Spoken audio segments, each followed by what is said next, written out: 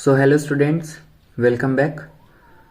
हमने शुरू किया था नर्वस सिस्टम, जिसमें हमने स्ट्रक्चर ऑफ न्यूरॉन पढ़ लिया है। और आज के लेक्चर में हम बात करने वाले हैं different kinds of cells of the nervous system, यानी नर्वस सिस्टम में कौन से टाइप के सेल्स होते हैं, उसके बारे में आज हम डिटेल में पढ़ेंगे।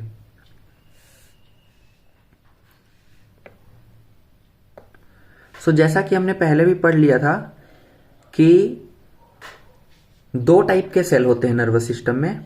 पहला तो क्या होता है, न्यूरॉन्स, और दूसरे न्यूरोग्लियल सेल्स।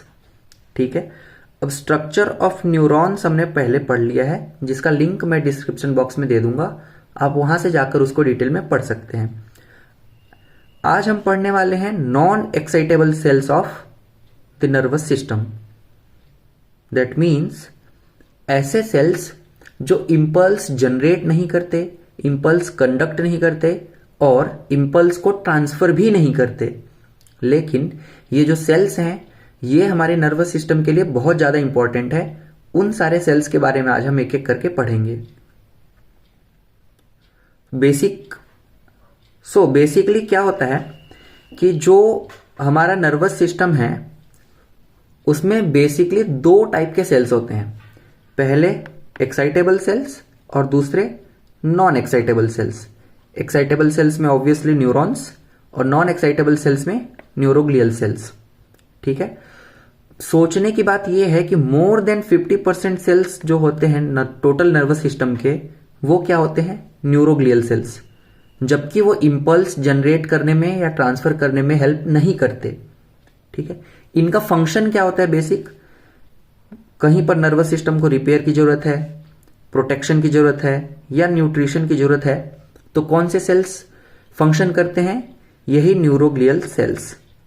राइट, ये देखो, जो हमारा टोटल नर्वस सिस्टम है ना, वो मेनली, वर्ड पे ध्यान रखना, मेनली एक्टोडर्मल इन ओरिजिन होता है। कुछ एक सेल ऐसे होते हैं जो एक्टोडर्मल नहीं होते ओरिजिन में। ठीक है, वो मैं आगे चल के आपको बता दूंगा कि कौन से सेल्स हैं जो एक्सेप्शनल हैं। देखो, टोटल 4 टाइप के नॉन एक्साइटेबल सेल्स होते हैं। सबसे पहला एपेंडाइमल सेल्स, दूसरे माइक्रोग्लियल सेल्स, तीसरा एस्टेरोसाइट्स, एंड नंबर 4 पे क्या आएगा, ओलिगोडेंड्रोसाइट्स या श्वान सेल्स।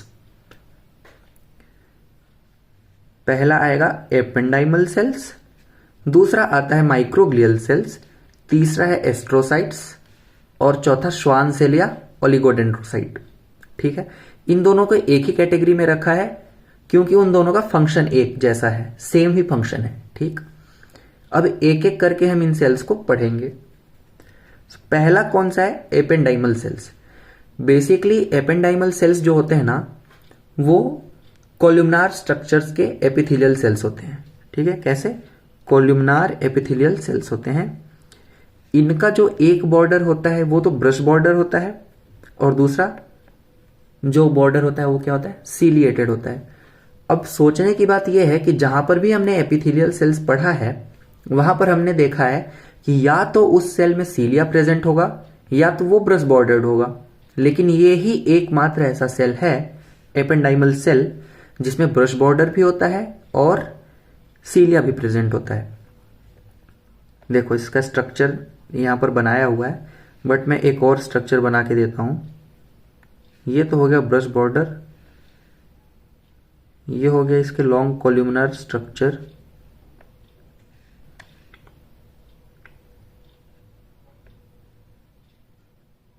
अब हमने पहले भी पढ़ा है कि जो लॉन्ग कोल्यूमिनर स्ट्रक्चर होता है सेल का, उसके बेस पे उसका न्यूक्लियस प्रेजेंट होता है। ठीक है, ये है इसका न्यूक्लियस। अब इसमें आगे क्या लिखा है, ये सीलिएटेड भी होते हैं। दैट मीन्स इसमें सीलिया प्रेजेंट होता है, ये है सीलिया। अब चूंकि इसमें सीलिया है, दैट मीन्स कि ये किसी चीज का तो मूवमेंट करवाएगा।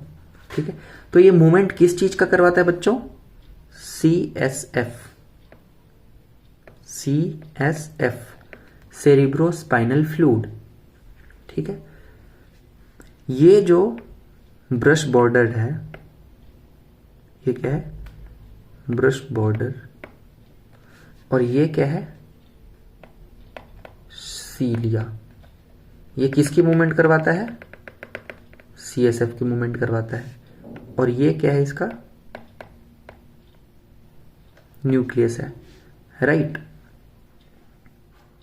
देखो क्या करवाता है ये, propel the circulation of CSF, यानी CSF के सर्कुलेशन को मैनेज करता है। और दूसरा क्या करता है, regulate the migration of neuroblast, यानी न्यूरोब्लास्ट सेल्स को कहां पर जाने की जरूरत है, कहां पर उनकी नीड है, उस हिसाब से ये जो सेल है सीलिएटेड कोल्यूमनार सेल, ठीक है, उसको क्या करेगा, ये मूवमेंट करवाएगा। कौन सा सेल, एपेंडाइमल सेल, ठीक है। ये प्रेजेंट कहां कहां पर होते हैं बच्चों, कहां कहां पर होते हैं, ब्रेन वेंट्रिकल्स में या central canals of spinal cord, या नहीं और, मतलब ब्रेन वेंट्रिकल्स में प्रेजेंट होगा और कहां प्रेजेंट होगा, central canal of spinal cord, मतलब ये सेंट्रल नर्वस सिस्टम में ही प्रेजेंट होता है, राइट। ये तो था हमारा एपेंडाइमल सेल। दूसरा कौन सा सेल होता है बच्चों, माइक्रोग्लियल सेल। कौन सा, मोनोसाइट। और दूसरा कौन सा सेल होता है बच्चों, माइक्रोग्लियल सेल। माइक्रोग्लियल सेल्स जो होते हैं वो क्या होते हैं, बेसिकली इनका काम क्या होता है, मोनोसाइट्स की तरह या मैक्रोफेज की तरह।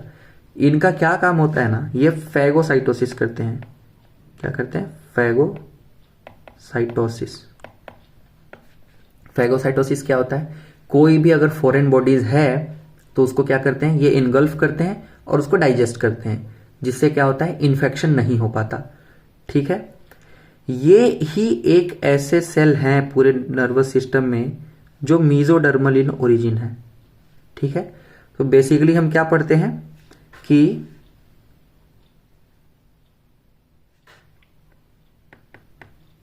ये क्या है, मीजोडर्मल इन ओरिजिन है, राइट। हम बेसिकली क्या पढ़ते हैं कि जो हमारा नर्वस सिस्टम है वो एक्टोडर्मल इन ओरिजिन है, लेकिन इसके जो माइक्रोग्लियल सेल्स हैं वो क्या है, मीजोडर्मल इन ओरिजिन है, ठीक। ये नर्वस सिस्टम के मोनोसाइट या माइक्रोफेज की तरह काम करते हैं, ठीक है। ये फैगोसाइटोसिस में हेल्प करवाते हैं।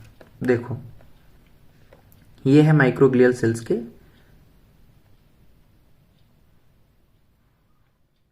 फंक्शनिंग को दिखाया गया है। ये क्या है, सेल बॉडी है, आप देख पा रहे हो सेल बॉडी। ये रेस्ट फेज पे है, जो माइक्रोग्लिया है वो रेस्टिंग फेज पे है। लेकिन जैसे ही कोई एक्सटर्नल बॉडी को इसने सेंस किया, ठीक है, इसके जो माइक्रोग्लियल सेल्स के प्रोसेसेस हैं ये, इन्होंने अगर किसी फॉरेन बॉडी को सेंस किया तो ये एक्टिवेट हो जाते हैं, किसकी तरह, अमीबा की तरह। इसलिए क्या कहते हैं, अमीबॉइड माइक्रोग्लिया, यानी एक्टिवेटेड माइक्रोग्लियल सेल्स जो होते हैं वो किसके शेप के होते हैं बच्चों, अमीबा, ठीक है। अमीबा की तरह ये क्या करते हैं, फैगोसाइटोसिस करते हैं। और फैगोसाइटोसिस करने के साथ साथ इनका मतलब क्या रिजल्ट आता है, न्यूरो प्रोटेक्शन, यानी जो माइक्रोग्लियल सेल्स है हमारे, माइक्रोग्लियल सेल्स हैं हमारे, इनका क्या काम है, न्यूरो प्रोटेक्शन, न्यूरो प्रोटेक्शन, ठीक है, neuro protection with the help of phagocytosis, ठीक है। ये था हमारा माइक्रोग्लिया। अब देखते हैं थर्ड टाइप ऑफ सेल कौन से हैं, एस्ट्रोसाइट है बच्चों। एस्ट्रोसाइट, अब आप इसके नाम से ही समझ सकते हो एस्ट्रोसाइट क्या होते हैं। एस्ट्रोसाइट, देखो एस्ट्रो का मतलब होता है स्टार और साइट का मतलब सेल, मतलब स्टार शेप के जो सेल हैं उन्हें क्या कहते हैं, एस्ट्रोसाइट। इनका मेन फंक्शन क्या होता है बच्चों, ब्लड ब्रेन बैरियर बनाता है। ये क्या बनाता है, ब्लड ब्रेन बैरियर। देखो कोई भी इंफेक्शन हो उसको ब्लड में चले जाना कोई बड़ी बात नहीं है, स्टमक में चले जाना कोई बड़ी बात नहीं है। लाइक हमने कुछ भी खाया वो हमारे डाइजेस्टिव ट्रैक्ट में गया, फिर वो हमारे स्टमक में गया, उसके साथ वो एसिमिलेट होकर ब्लड में चला जा सकता है, इसमें कोई बड़ी बात नहीं है। लेकिन अगर ये छोटे छोटे से इन्फेक्शन जो हम डेली लाइफ में अपने बॉडी को पहुंचाते हैं जाने अनजाने में, वो अगर ब्रेन में जाने लगे फिर तो काम नहीं चलेगा। तो इस चीज से ब्रेन को प्रोटेक्ट करने के लिए हमारी बॉडी ने क्या डेवलप किया है, ब्लड ब्रेन बैरियर। ठीक है, ये स्टार शेप के सेल होते हैं।